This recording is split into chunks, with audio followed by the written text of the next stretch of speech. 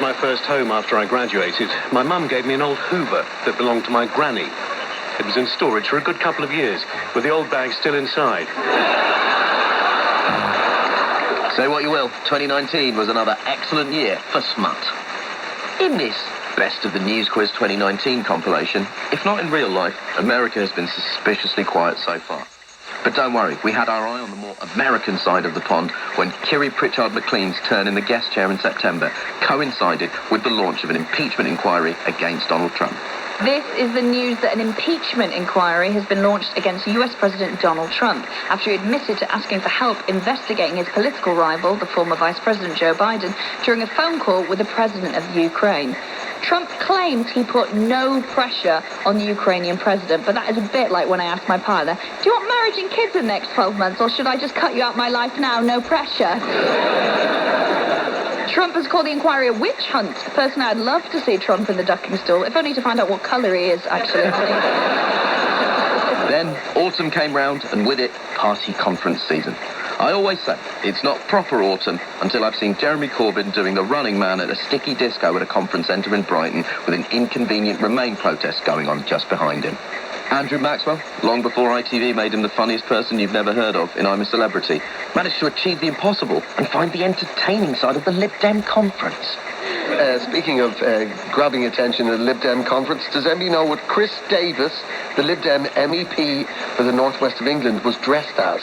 Does anybody know? Is it a stormtrooper?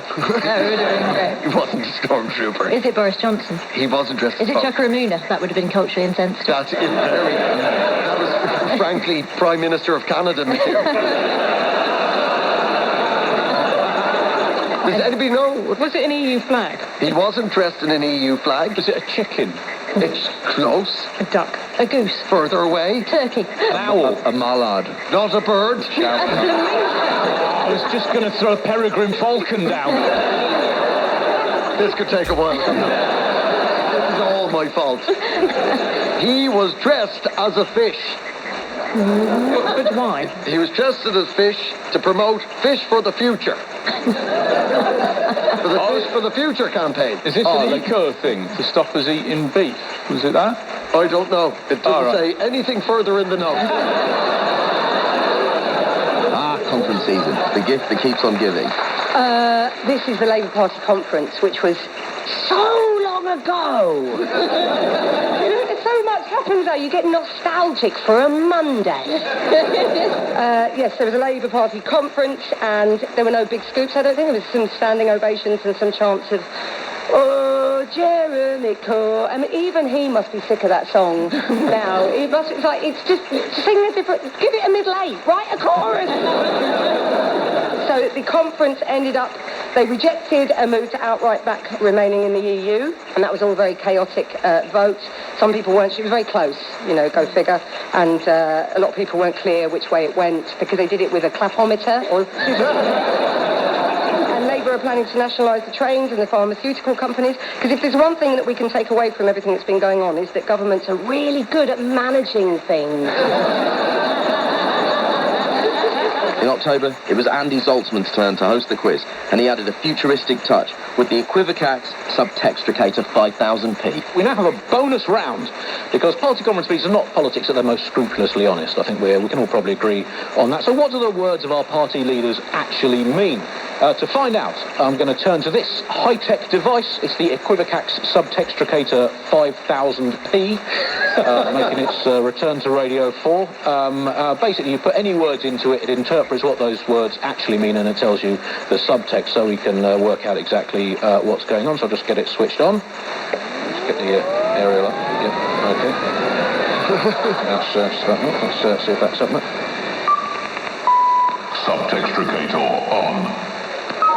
Okay, just get the aerial point in the right direction. I've just got to make sure it's working on someone in the audience. Are you enjoying the show so far? Yeah. Let's find out what you really mean by that. Where is Miles Jump?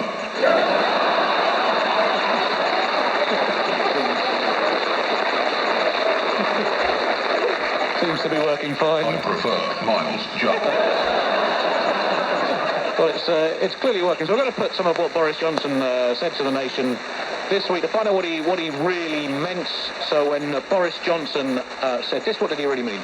We will respect the peace process and the Good Friday Agreement. We had not thought this through.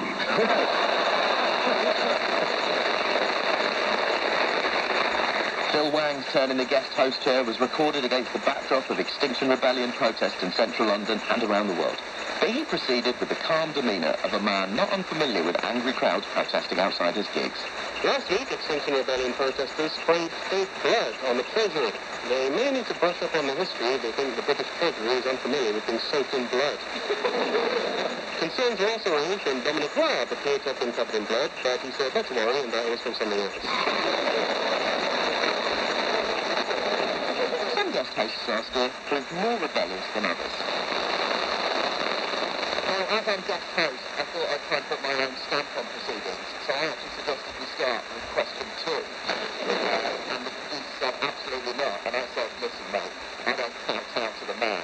And he said, if you start with question 2, we'll replace you with runners. So in that spirit, let's open with question 1. In my defence, I was inspired to stick it to the man by all the protests that have been happening this year. I've always said I can truly overlook that Time magazine for Person of the Year, or at the very least, I moderately did when